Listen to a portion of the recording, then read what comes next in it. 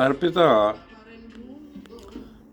I was just wondering about the new generation around the world, and especially the girls, the women.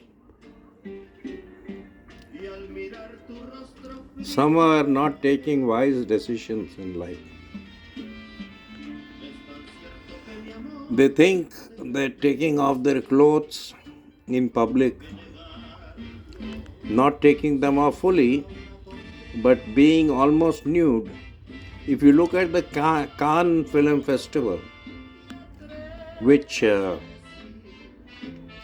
brings about a lot of copycats, look at the dresses on the red carpet, almost nude.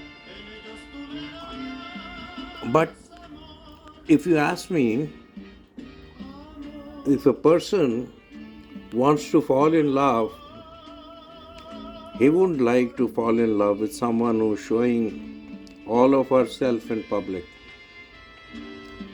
Most men don't think of those women as good for marriage because they also do what? Get married to rich people and then divorce them, after a few years. They would marry to old people who are rich, who will die early, or if not, the divorce is going to earn a lot of money. Money is good, but money is something that one used to enjoy life, not to hoard and accumulate it. May all the grains that are there behind your back, this mound of grains, may that be all gold for you. Tons of gold. You won't go wrong if you buy gold anytime, Arpita. Gold, house, property, they are always going up. Believe you me.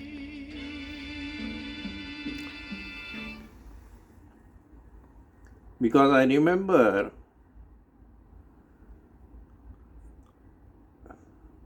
it was not too far back that I had bought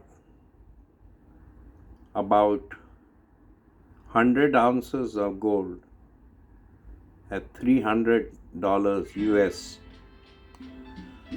which I gave to my wife, and she took it away anyway. But that's 300 I bought it, it's 2600 now. Because this paper money, you see, paper money survives by US dollar killing the gold and oil so that they can manipulate the demand and supply. Money supply, Arpita. The money supply is the amount of liquidity there is in a given nation. The liquidity determines its transmission from payer to beneficiary. Money supply is known as M1. This is what the government sets. They say, okay, there is so much of trade in our nation, we should have so much of liquidity. But America is something else. There are more US dollars held by foreigners than they are held by US citizens.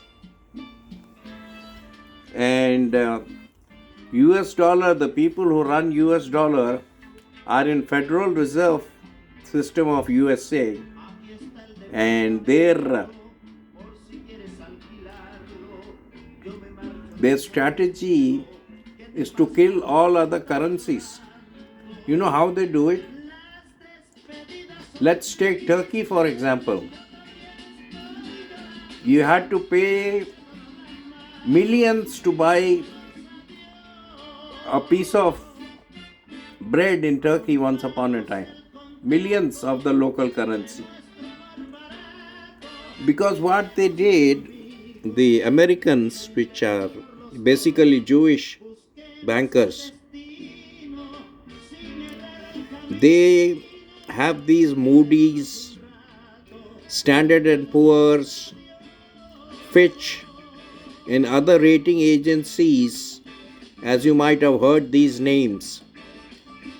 They determine the risk of the national debt of that nation. So they give a rating. Triple A rating means debt of United States. That is, if you buy government bonds of USA, it is triple A means it is excellent investment.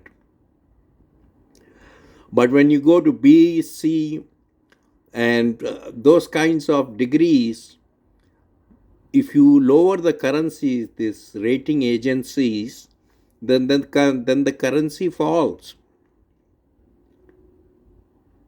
And US dollar is held up for one reason, primarily because it is the only currency in which you can trade for oil.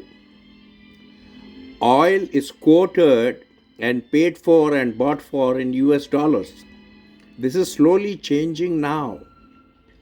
But all the nations have the greatest import as oil, isn't it? Take any nation. Take any nation. The major import is oil. And oil being in US dollars, there is a demand for US dollars around the world to finance the trade. If the Arabs change into some other currency, then the US dollar can fall because the US debt is 39 trillion. It has a record deficit and a record debt. It is the most indebted nation on the planet, not the most richest. Listen carefully to what I am saying. It is the most indebted nation in debt on the planet, not the most richest. But as their currency, which they can print infinitely, is held its value because they have the guns to enforce what they want with the Arabs and the oil. That is the major reason, Arpita, under all the crap that you hear.